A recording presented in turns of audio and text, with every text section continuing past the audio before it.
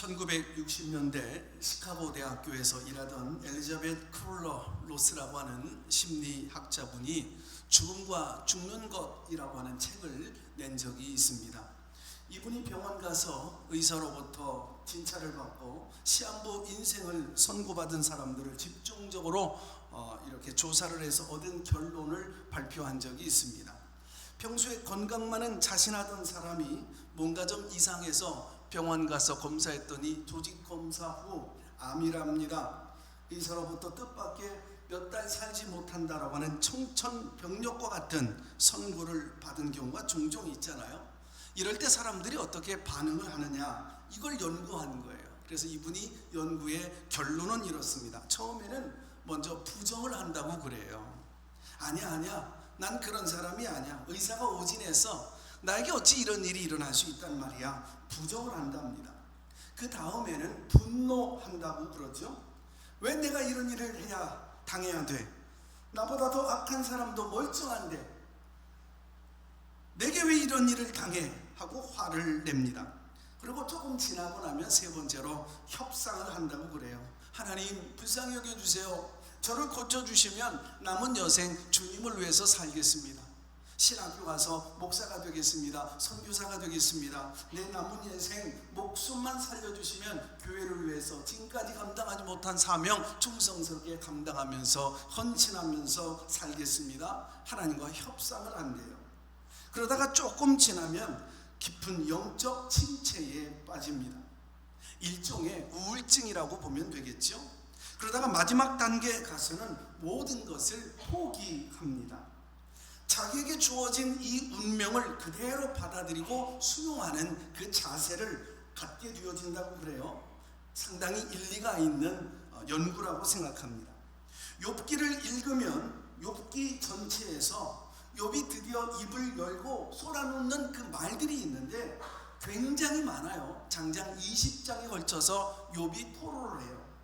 그가 이렇게 많은 말을 했는데 그 형식은 자기를 비판하고 훈계하는 이 세 친구에 대하여서 한 사람씩 답변해 주는 형식으로 되어 있습니다만, 그러나 욥의 말들을 전부가 다 이렇게 종합을 해보다 보면 마치 병원에 가서 사형 선고를 받은 환자한테서 볼 수 있는 이것과 비슷한 심리적 반응이 나타나고 있구나, 이것을 발견할 수가 있어요.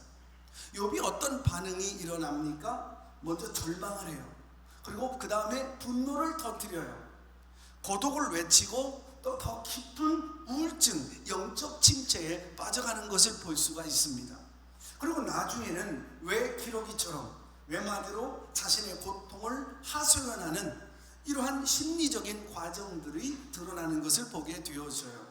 그러나 이것이 꼭 순서적으로 나타나는 것만은 아니에요. 욥기서를 통해서 굉장히 기복이 자주자주 심하게 나타나는구나 금방 알 수가 있어요. 그리고 매우 복잡한 양상을 띠고 있다는 것을 발견하기도 해요. 욥이 급격히 절망에 빠지는가 하면 하나님께 부르짖어요. 또 체념하는 듯 하다가 갑자기 걷잡을 수 없는 그 가슴 속에 있는 그 분노를 표출하는 모습을 보게 되어져요.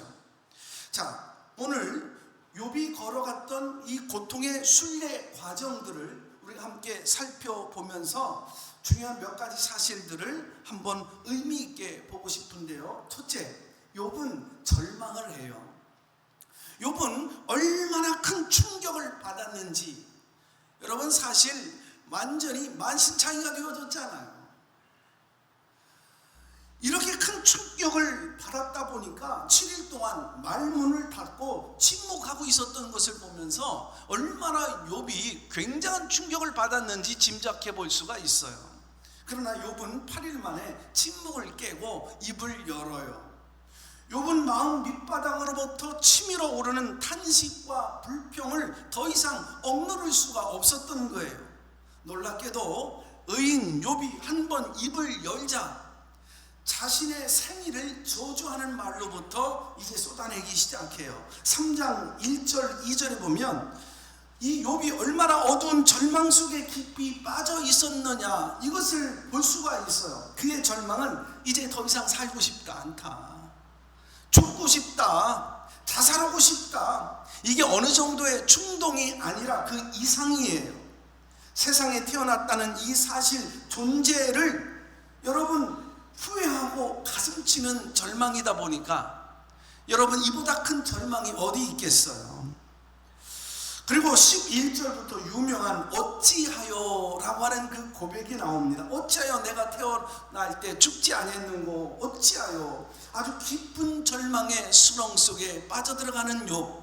17절서부터는 아주 유명한 거기서는 이라고 하는 독백이 나와요. 거기서는 악한 자가 소유를 그치며, 거기서는 어떻고 그러니까 세상에 태어나지 아니하고 차라리 죽어서 생명이 끝난 어린 아이들이 모여 살고 있다라고 생각되어지는 거기서는 아주 평화롭고, 지금 내가 당하고 있는 그 고통을 알지 못하고는 내가 어찌하여 태어나 이 모양 이 꼴이 되었는가, 이 고통 속에서 울부짖고 있느냐, 아주 극심한 절망을 표현하고 있는 것입니다. 그러나 욥은 하나님을 부인하거나 저주하는 불신앙의 절망은 하고 있지 않아요. 신앙이 없어서 하는 절망이 아니에요. 자기가 당하는 고통과 슬픔을 견뎌내기가 너무나도 어려워서 인간적인 절망을 하고 있다는 것을 우리는 이해를 해야 합니다. 욥은 하나님이 선하시다라고 하는 믿음을 갖고 있어요. 그렇지만 하나님이 선하시다라고 하는 이 믿음의 고백 자체도 이제는 욥에게 어떤 한계점에 도달한 것 같은 위기감에 빠져들고 있다는 것을 볼 수 있어요. 우리는 한 사람도요, 예외 없이 신앙의 사람이기 전에 가냘픈 풀립과 같은 인간이라고 하는 사실을 우리가 서로 인정하고 이해하려고 하는 마음이 우리 가운데 있어야 돼요. 믿음 좋으면 덜 인간적일 수 있다라고 하는 생각을 하는데, 사실 이것만큼 위험한 발상은 없어요. 믿음 좋은 사람은 무슨 일을 당해도 절망하지 않는다 소리치는 분들도 있어요. 그러나 잘못됐다고 봐요. 절망하는 시간이 얼마나 길고 짧은가의 차이가 날 뿐, 끔찍한 일을 당하면 사실 누구나 절망하지 않을 사람은 아무도 없어요. 새벽마다 엎드려 기도하여 키운 자녀가 갑작스러운 사고를 만나 죽어요, 하늘나라에 갔다고 한다면 자녀 앞에서 가슴 찢고 오열하고, 여러분 절망하지 않을 부모가 어디 있겠어요. 믿음으로 시작했어요. 기도로 시작했던 이 사업이에요. 그런데 엉뚱한 사람에게 내 사업장에 넘어가는 것을 보고 휘청거리지 않을 사람이 어디 있겠어요. 끔찍한 일을 당하면 누구나 다 절망감을 느끼게 됩니다. 뜰에 걸어둔 등잔불 앞에 바람이 거세게 불어닥치면 등잔 속에 있는 불은 꺼지지 않을지는 몰라도 등잔은 금방 날아갈 듯 흔들흔들 거릴 수밖에 없어요. 믿음 좋은 사람도 인생고에 거센 물결 몰아치면 절망으로 한동안 흔들릴 수 있음을 욥을 통해서 우리가 배우는 거예요. 이게 정상입니다. 우리는 인간의 연약함을 인정해주고 이해해 줘야 합니다. 믿음 큰 것은 좋은 일이지만 자신이 마치 하나님이 된 것처럼 거드름을 피우면서 고통을 안고 절망을 하고 정말 주저앉아 있는 성도를 향해서 왜 절망하십니까? 왜 그렇게 믿음이 없습니까? 하는 식으로 몰아붙이는 그런 강팍한 사람, 무서운 사람이 되어져서는 아니 되는 것입니다. 아무리 믿음 좋은 사람이라도 두 번째 욥을 보면서 분노를 하게 되어지는 것을 보게 되어져요. 욥은 분노했어요. 자신에게 일어난 일을 받아들이길 거부하는 일종의 반항이요 갈등이라고 볼 수 있습니다. 믿음이 좋은 사람일수록 이 분노하는 증세는 더 뚜렷하게 나타나는 것을 보게 되어져요. 욥처럼 의롭게 산 사람일수록 분노의 그 격정이 아주 거세게 일어나는 게 되는 것을 보게 되어져요. 도대체 내가 무슨 잘못을 했다고 그래? 나보다 더 악하고 나쁜 사람이 오히려 더 건재하지 않아? 잘 믿으려고 몸부림치고 애쓴 그 보람이 이거야. 하나님이 정말 살아계시다고 한다면 나를 어떻게 이렇게 만들어 놓을 수가 있어? 하늘을 향해 막 도주먹 불끈 쥐고 휘두르는 이 분노. 지금 이 욥이 우리에게 이것을 보여주고 있는 것입니다. 생각하면 생각할수록 그 억울한 그 감정이 분노로 이어지는데, 이 지경이 되어지면 어찌 입 꽉 다물고 침묵하며 살 수 있겠어요? 입을 한번 열었다 하면 이성을 잃어버릴 만큼 자기도 주체하지 못하는 그 말들이 쏟아져 나올 수 있게 되는 거 아닙니까? 욥기 23장 2절에 보면 내가 오늘도 혹독히 원망하고 불평하고 분노한다, 그런 말이에요. 욥은 자기가 왜 끔찍한 일을 당해야 하는지, 아무리 궁리를 해도 그 이유를 찾아낼 수가 없었던 거예요. 이유를 모르니까 억울하죠.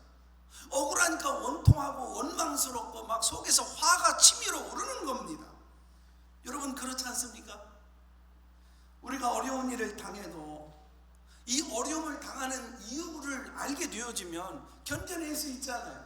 참을 수 있잖아요. 어떤 면에서는 내게 주어진 십자가, 이거 잘 지고 가면 반드시 부활의 영광이 올 것이다, 얼마든지 그러면 짊어지고 갈 수 있어요. 그러나 이유를 모르니까, 이유를 모르기 때문에 더 안달이 나는 거예요. 더 답답한 거예요. 그러니까 화가 치밀어 오르는 거예요. 이게 욥의 심정이 아니겠습니까?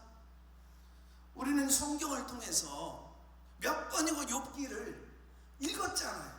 그래, 그 스토리를 전체 안다고요. 시작과 마지막 다 꿰뚫어 보고 있어요. 욥아, 그 다음 장에 가서는 누구를 만나고 이제 마지막 장에 가서는 너 회복될 거야. 하나님의 계획이 있어. 우리는 다 내다본단 말이에요. 그러나 욥의 입장에선 지금 현실에 마치 구름 덮인 하늘을 쳐다보듯이 저쪽 너머의 일을 내다볼 수가 없잖아요. 지금의 이 끔찍한 일들이 왜 찾아왔는지 아무도 대답을 해주지 않고 자기도 알 수가 없으니 답답하지 않아요? 화가 치밀어 오는 것입니다. 소중한 자식 한둘도 잃어도 여러분 그렇게 괴로울진데, 모든 자식들이 다 한날 한시에 죽었고 그동안 땀 흘려 모아놓은 재산, 자신의 건강마저 잃고 시한부 인생이 됐잖아요. 이런 끔찍한 풍지박산이 나는 일들을 당하면서 지금 자기의 불행을 신앙적으로 한번 해석해서 이겨내 보려고 하는데 밤낮 없이 고심을 해보지만 이게 해석이 안 되는걸요. 이것이 바로 욥이 겪고 있는 고통의 본질이에요. 욥은요, 하나님은 선하신 분이다, 이런 신앙의 고백을 갖고 있었어요. 자기가 지금까지 믿은 하나님은 의로운 자를 축복하시는 분이에요. 하나님을 경외하는 자를 끝까지 보호하시고 책임져 주시는 신실하신 분이었던 거예요. 그래서 참 믿을 만한 분이구나 고백했다고요. 그런데 막상 자기가 어려운 일을 당하니까, 완전히 집안이 풍지박산나고 보니까 자기가 믿던 하나님이 아니라는 거예요. 속았구나, 이런 감정이 느껴지죠. 그래서 마음에 분이 일어나요. 그래서 자기 마음에 원망이 치솟아 오른 거예요.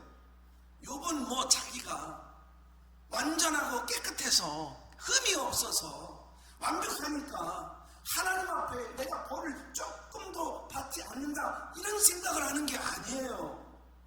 가정이 지금 이토록 쑥대밭이 될 정도로 이렇게 어려움을 당해야 될 만큼 내가 죄를 범했다, 이렇게 보지를 않는 거예요. 그러니까 욥의 마음에는 이 분노가 사그러들지를 않는 거예요. 9장 17절로 18절에 그런 하나님을 향하여서 이렇게 말하잖아요. 하나님이 내 인생 꺾어버리셨다. 나는 가닥없는 아픔과 상처를 받고 있다. 하나님이 나를 숨도 못 쉬게 괴로움을 가지고 나를 괴롭힌다. 왜 당신이 내게 이렇게 합니까? 라고 하는 그 소리예요. 일반적으로 보면 고통당하는 성도들의 가슴 속에 욥의 분노가 그 속에 내리고 있어요. 욥의 분노가 숨어있는 것을 발견해요.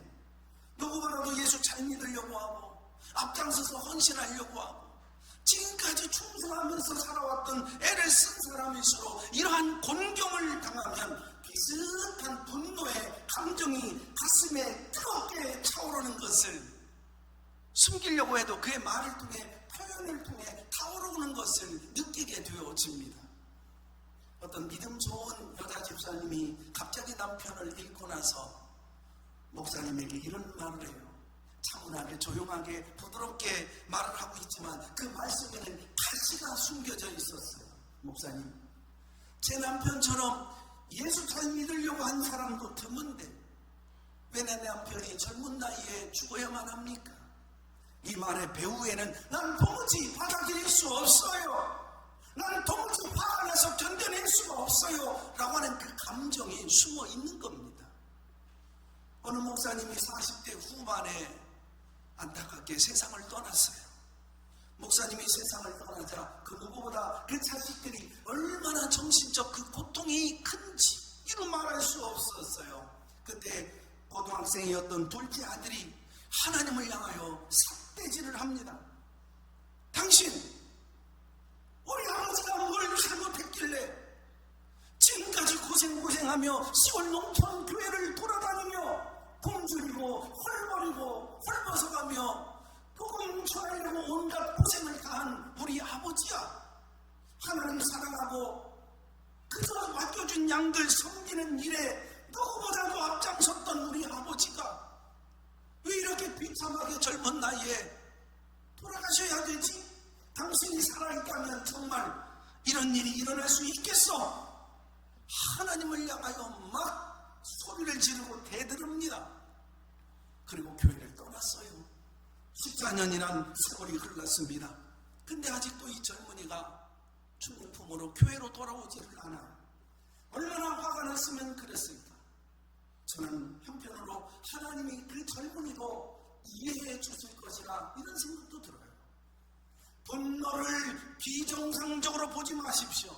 신앙이 없어서 그러노라고 함부로 판단하지 마시고, 아이고 어쩌면 그렇게 수준 이하의 성도냐?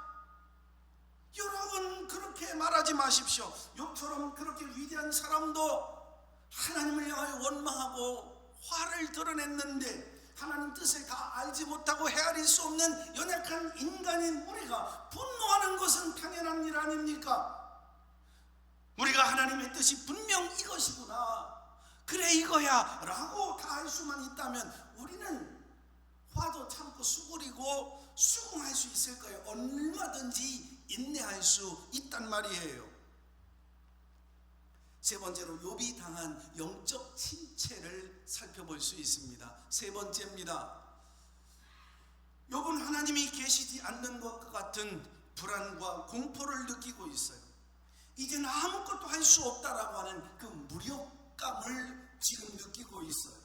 이런 감정들이 합병증을 일으키는 증세가 바로 영적 침체입니다. 마음은 가라앉을 대로 가라앉아 버렸어요. 기도할 의욕이 일어나지 않아요. 기도한다고 해도 무슨 소용이 있나? 체념을 하게 되어집니다. 자기처럼 불행하고 불쌍하고 무가치한 사람은 이제는 더 이상 살 가치조차도 없다, 자학 증세까지 느낍니다. 옛날이 그리워져요. 그때와 지금이 너무나 다른 데서 오는 그 고통을 주체할 수가 없어요. 그래서 밤이면 밤마다 불면증으로 시달리고 식욕을 잃어서 밥 먹기가 쉽지가 않아요. 아무리 절제하려고 해도 절제가 되지 않아요. 두 눈에서 눈물이 자꾸 나오고 아파트 난간에서 뛰어내리고 싶은, 죽고 싶은 그 자살 충동이 간간히 괴롭히는 이런 무서운 정신적인 그 고통을 겪습니다. 이것을 심리학적으로 우울증 혹은 의욕상실, 디프레션이죠. 침체라고 얘기합니다. 욥은 17장 15절로 16절에 보면 이 말은 나에게 이제 소망이 없어, 나 이제 끝장이야, 더 살아갈 이유가 없어. 29장 2절로 3절에 보면 옛날로 돌아가서 나도 행복하게 살았으면 좋겠다. 30장 24절에 보면 내가 하나님을 찾아도 하나님께로부터 내가 버림받았구나, 공허함, 고독감, 이 심정을 견디지 못하는 이 심정을 토로하고 하고 있어요. 이것이 바로 영적 침체, 우울증 증세죠. 누구든 역경이 금방 가시지를 않고 오래 지속되어지다 보면 믿음과 관계없이 이런 침체의 늪에 깊이 빠져들 수밖에 없어요. 누구나 겪을 수 있는 고통의 신비라고 할까요? 믿음 좋은 사람도 이 모양 이 꼴이 될 수 있습니까? 묻는다면 욥이 그래 그렇게 될 수 있다라고 대답합니다. 지금까지 우린 욥이 고난 중에 겪었던 정신적 갈등 몇 가지를 살펴보았어요. 욥이 지닌 인간적인 일면을 적나라하게 들여다본 거예요. 그런데 이것이 욥만의 경우이겠습니까? 믿음 좋고 나쁘고를 떠나서 누구든지 당할 수 있는 인간적인 진통이에요. C.S. 루이스 교수는 대단히 뛰어난 믿음을 가진 사람이에요. 탁월한 저술가요 뿐만 아니라 기독교 변증가예요. 아마 20세기가 낳은 가장 위대한 변증가일 겁니다. 그러나 그는 50대에 들어서 사랑하는 소중한 아내를 잃었어요. 그때 이분이 겪었던 그 정신적인 그 고통은 바로 욥이 겪었던 정신적 고통과 별반 다를 게 없을 거예요. 그러면서 이분이 책에다가 그때 당시 자신의 그 심정을 기록해 놓았는데 한번 읽어보려고 그래요. 오늘 밤도 엄청난 슬픔이 다시 터졌다. 심성한 말들, 격렬한 분노, 원망스러움, 위에 불규칙한 울렁거린 악몽 같은 비현실성, 번복이 되어진 눈물, 슬픔 때문에 모든 것이 내가 안정을 잃어버리고 말았다. 하나의 슬픔을 떨쳐버리면 또 다른 슬픔이 계속적으로 나타나고 그것은 언제나 반복적으로 일어난다. 끝도 없이 일어난다. 내가 끝없는 원을 따라 빙빙 돌고 있는 것은 아닐까? 아니면 내가 종점이 없는 나선 위에 있기를 감히 바랄 수나 있을런지, 만일 내가 나선 위에 있다면 내가 위로 올라갈 수 있을까? 아니면 내려가는 것일까? 처절한 고통, C.S. 루이스의 경험만은 아니에요. 우리 모두가 겪을 수 있는 경험들이에요. 오늘 욥이 고통을 헤치고 나가는 과정을 살펴요. 앞으로 마지막 장까지 가면서 어떻게 욥이 회복되어져 가는지를 볼 텐데, 참 이 과정을 살펴볼 때 얼마나 놀랍고 감탄할 수밖에 없는 두 가지 사실을 발견할 수가 있어요. 첫째, 처음부터 마지막까지 이 욥은 절망 가운데서도 믿음의 밧줄에 붙들려 매달려 있었다라는 사실이에요. 화도 냅니다. 원망도 합니다. 반항도 하고 갈등 속에서 몸부림쳐 보지만 이 욥은 믿음의 밧줄에 매달린 채 절망하고 있는 욥을 볼 수가 있어요.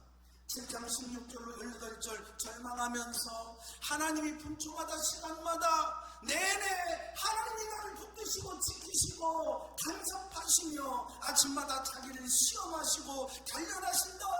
이 믿음을 내어버리지 않았다라는 사실이에요. 아무리 욥은 절망해도 믿음의 끈은 끊지 않았어요. 놓지 않았어요. 화를 내고 반항을 해도 믿음의 밧줄에 매달려 있는 욥이에요. 7장 12절 내가 바다입니까? 방송실 7장 12절 내가 용입니까? 내가 괴물입니까? 왜 내만 쳐다보고 계시는 것입니까? 그러나 화가 나서 못 견뎌도 하나님이 자기를 꼭 지켜보고 있다라고 하는 그 믿음만은 잃지 않았어요. 참으로 놀라운 얘기입니다. 욥기서가 고난의 성경이라기보다는 믿음의 성경이라고 이름을 붙인 사람 일리가 있는 얘기예요. 욥은 하나님을 믿을 수 없는 많은 시련들을 겪으면서도 이 욥은 끝까지 믿음을 저버리지를 않아요. 저는 욥이 잘나서 상병기가 있어서 품성이 좋아서 그렇게 되었다 끝까지 그 믿음의 끈 붙들고 살았다. 난 그렇게 말하고 싶지가 않아요. 하나님이 욥에게 그런 은혜를 주신 거예요. 할렐루야. 욥이 알던 모르던 믿음의 밧줄을 놓지 않도록 하나님의 손이 욥의 손을 꼭 붙들고 계셨기 때문에 욥은 믿음 안에 거할 수 있었다라는 사실이에요. 얼마나 놀라운 은혜입니까? 또 하나 놀라운 사실이 있어요. 두 번째, 결국 욥이 오르게 되어질 정상이 어디느냐? 오직 하나님만 바라보는 소망의 자리였습니다. 16장에서 17장에서 그는 소망의 조그마한 불꽃이 시작이 되어졌어요. 그러다가 19장에 가서는 그 소망의 불꽃이 환하게 타오르는 것을 볼 수가 있어요. 16장 19절로 21절에 보니까 욥이 하나님만 바라보는 사람으로 이제 조금씩 바뀌어져 가고 있다는 사실을 보게 되어져요. 소망의 자리로 한 걸음 한 걸음 다가가고 있는 욥을 발견할 수가 있는 거예요. 욥기 19장 25절로 26절, 욥기서에서 가장 중요한 본문이에요. 그래서 다음 주 올 때는 이 말씀을 암송하고 오셔야 돼요. 제가 한번 말씀 시작하기 전에 한번 시켜볼까 봐요. 혹시 이것이 부담되어져서 주일날 못 오겠다고 하는 분은 그냥 오세요. 교회 안 나온다고 그러면 제일 걱정되니까. 자, 화면을 보면서 같이 한번 읽어볼까요? 내가 알기에는 나의 구속주가 살아계시니 후일에 그가 땅 위에 서실 것이라. 나의 이 가죽 이것이 썩은 후에 내가 육체 밖에서 하나님을 보리라. 할렐루야. 여기 구속자라고 하는 말은 가족의 권리 이행자라는 뜻이에요. 예를 들어서 가족 중에 어떤 사람으로 하여금 살해를 당했다라고 생각해 보시죠. 그러면 가족을 죽인 그 원수를 찾아 복수해 주는 사람, 이것을 일컬어서 여기서는 구속자라고 합니다. 억울한 사람을 풀어주는 사람이라는 뜻이에요. 여기 지금 뭐라고 말합니까? 내가 지금은 억울하다라고 느껴지지만 나의 억울함을 풀어주시는 분이 계시다. 그분이 누구냐? 하늘에 계시는 나의 하나님 아버지시다. 지금은 내가 모르지만 그분이 이 땅에 서시는 그날, 내 가죽을 다 벗고 이제 이 세상을 떠나는 그날에 나의 억울함을 풀어주시는 하나님을 내가 만나리라 라고 고백하잖아요. 그래서 욥기 23장 3절로 5절에 보니까 욥은 이 구속자 되어 계신 하나님을 만나고 싶어서 이제는 안달을 하는 모습을 보게 되어져요. 욥은 이제 소망의 사람으로, 하나님을 바라보는 사람으로 점점 바뀌어가고 있어요. 그래, 세상에서는 내가 왜 이런 어려움을 겪었는지 속 시원하게 대답을 못 들어도 좋다. 그러나 그 나라에 가면 하나님은 반드시 답을 주실 것이다. 사람들이 욕하고 멸시해도 좋다. 그 나라에 가면 하나님이 나를 위로해 주실 것입니다. 내가 알지 못하여 몸부림치던 그 어려운 문제들에 대하여서 하나님이 해답을 주실 것이다. 사람들 다 소용없다. 이제는 하나님만 바라보자. 하나님 만나는 그날까지 아무리 어려움이 심해도 참고 견뎌보자. 그 어려움을 감수해보자. 이제는 마음을 비우자. 세상 미련 다 끊어버리고 하나님만 바라보자. 그 고백이에요. 이 고백을 하게 되어진 것, 이게 바로 하나님의 은혜였어요. 사람이 잘나서 이런 소망의 고백을 할 수 있는 게 아니잖아요. 욥은 괴롭고 슬플 때마다 하나님이 자기를 핍박하고 대적하고 있다라고 오해를 했지만 실은 하나님이 욥을 돕고 계셨던 거예요. 절망의 자리에서 소망의 자리로 발걸음을 옮겨나갈 수 있도록 보이지 않는 하나님의 손으로 뒤에서 욥을 등 밀고 계셨던 거예요. 그래서 욥은 23장 10절 내가 가는 그 길을 오직 주님이 아시나니 그분이 나를 단련하신 후에는 내가 정금같이 나오리라. 할렐루야. 하나님은 욥을 정금같이 단련하셔서 정금 같은 믿음으로 하나님만 바라보도록 만드는 자리로 인도해 가고 계신 거예요. 나의 길 오직 그가 아시나니 나를 단련하신 후에 내가 정금같이 나오리라. 할렐루야. 음향은 대단히 좋은데 목감기가 걸려서 안 올라간 거예요. 단련이란 쇠붙이를 불에 달고 두드려서 단단하게 만들었다라는 뜻이에요. 이 단련은 정금을 위한 과정이, 두드림의 과정을 통해서 더 아름다운 정금은 탄생하게 되어지는 거예요. 고통과 절망과 지극한 이 아픔은 하나님이 우리를 걸작품을 만들기 위한 하나의 도구, 그러니까 하나님의 선물이에요. 하나님은 아픔으로, 고독으로, 단련으로, 시련으로, 눈물로 나를 단련하셔서 분명 나를 최고의 인생 걸작품으로 만들어 주실 줄로 믿습니다. 그래서 하나님만 신뢰하고 하나님만 바라보라 이거예요. 우리는 욥을 통해서 배우는 거예요. 하나님 자녀가 아무리 믿음 좋아도 이해 안 되는 고통을 당할 때 우리는 어느 순간까지 절망할 수는 있지만 그러나 절대로 믿음을 버리지 않는다라고 하는 사실을 믿으십시오. 왜요? 믿음은 고통당하는 사람에게 사활이 걸려있는 아주 중요한 문제이기 때문에 하나님은 다른 거 다 잃어버리고 빼앗겨도 믿음만은 버리지 아니하도록 고통 중에서 우리를 붙드시고 도우시기 때문인 줄로 믿습니다. 하나님의 자녀는 슬픔을 못 이겨서 절망할 수 있어요.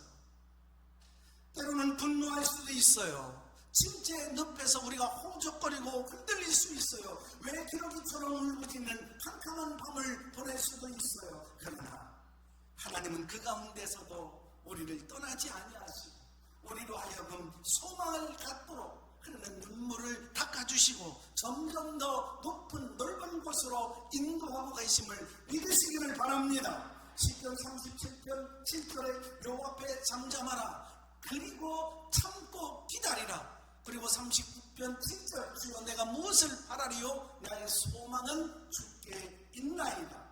결국은 우리가 끝에 가서는 이런 고백을 하도록 하나님께서 우리를 인도하고 계신 줄로 믿으시면 아멘 하시기 바랍니다. 우리는 교회 안에 여러 가지 고통을 당하고 있는 분들이 계셔요. 목회자로서 마음이 아프지요. 그래서 선하신 하나님이시라면 왜 저렇게 어려움을 당하게 내버려 두시는 걸까? 의문이 우리에게 찾아와요. 어떤 사람은 절망해요. 분노를 삭히지를 못하고 원망합니다. 어떤 사람은 힘을 잃고 주저앉아버려요. 오늘 이런 어려움 가운데 있는 분들에게 부탁합니다. 자신이 절망하기도 하고 분노하고 어떨 때는 우울증에 빠져서 헤매이기도 하지만 그러나 자신의 연약한 이러한 나약함을 탓하지 마십시오. 욥과 같이 위대한 사람도 고난의 과정을 경험했는데 우리 같은 사람이 어려운 일을 당할 때 이런 고통을 겪지 않을 사람이 누가 나는 겪지 않는다 장담할 수 있겠습니까? 그러므로 내 약점 탓하지 마십시오. 그리고 고통이 견디기 어려울수록 하나님이 내 믿음 버리지 않도록 우리를 도우고 계시다는 사실을 꼭 기억하십시오. 아무리 어려운 당해도 하나님은 나를 믿음의 밧줄에 꼭 매달아 놓고 계세요. 하나님은 절대로 그 밧줄을 끊어버리지 아니하십니다. 또한 아무리 절망의 자리에 빠졌다고 할지라도 하나님은 내 뒤에서 소망의 자리로 발걸음을 옮겨갈 수 있도록 오늘도 등을 떠밀고 계셔요. 그래서 결국은 더 높은 정상에 우리를 우뚝 세워주신다는 사실을 흔들림 없이 믿으시기를 주의 이름으로 축복합니다. 그리고 아무리 고통이 크심에도 그 고통 앞에 무릎 꿇는 패배자가 되지 마십시다. 하나님은 오늘도 우리를 돕고 계시니까요. 어떤 부부의 이야기예요. 신혼 시절이에요. 함께 교회에 등록하고 세례를 받고 깨가 쏟아지는 행복한 신앙생활을 맛보고 있었어요. 이 부부가 얼마나 믿음이 좋은지 교회 안에 성경 공부는 모든 프로그램에 할 수만 있으면 적극적으로 참석하면서 영적으로 얼마나 성장하게 되어지고 다듬어져 가는지 봉사 활동도 정말 헌신적으로 충성적으로 열심히 잘 감당했어요. 이젠 모든 우선순위를 신앙생활에 두고 교회 중심적 삶을 꾸려나가야 되겠다 싶어서 집도 아예 교회 근처로 일부러 옮겨왔어요. 정말 꿈같은 신앙생활을 잘하고 있었어요. 그런데 2년 전부터 남편이 갑자기 시험에 빠지기 시작합니다. 교회 가기 싫어하더니 나중에는 세상으로 점점 그 발이 빠져 들어갑니다. 아니 그렇게 모범적이고 믿음 좋던 그 신랑이 하루아침에 돌변을 해버리는 거예요. 급기야 부인에게 이혼을 요구합니다. 이혼을 할 수 없다고 부인은 거부하자 한 집에 살아도 나는 너와 별거다 선언하고 그때부터 지금까지 거의 1년 반이 되도록 한 주문 아래 있으면서 별거 생활을 해야 하는 참 기가 막힌 생활을 부인은 하기 시작합니다. 이 부인은 욥이 당한 고통과 별로 다를 바가 없지요. 어느 날 남편이 자동차 키고 빼앗아 버려요. 생활비를 주지를 않아요. 그리고 더 나아가선 새벽기도 나가는 것도 방해예요. 신앙생활하는 그 자체를 핍박하기 시작합니다. 부인은 이렇게 자신이 감당할 수 없는 역경에 휘말리는 처지에 빠집니다. 그러나 그녀가 어느 날 톡에 이런 글귀로 내용을 보내는데 한번 읽어볼게요. 지난 1년 동안 저의 고통은 너무나 커서 주님께 감당 못하겠다고 부르짖기도 했지만 주님은 은혜 주셔서 그 고난 속에서 견딜 수 있게 하시고 주님의 평강을 맛보게 하셨어요.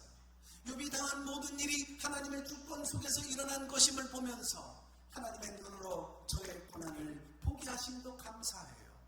그러나 지금도 이런 일이 왜 일어났는지 이해가 되지를 않아요. 그렇지만 하나님은 저를 이해시켜놓고 일하시는 분이라고 생각지는 않습니다.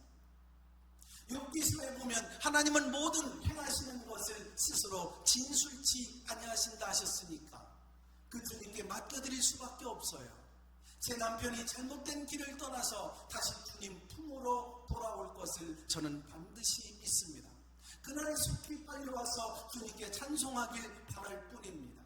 오늘도 주님만 바라보며 주님이 걸어가는 그 말씀하시는 대로 이 고난 견뎌가며 이 가정 지켜내며 살겠습니다. 이 내용 가운데 우리가 발견할 수 있는 놀라운 은혜가 있어요. 바로 욥기서를 읽으며 발견할 수 있는 은혜예요. 한 지붕 안에 살면서 그렇게 힘든 고통을 겪으면서도 하나님을 의지하는 그 믿음이 살아있다는 얘기 아니에요? 놀랍습니다.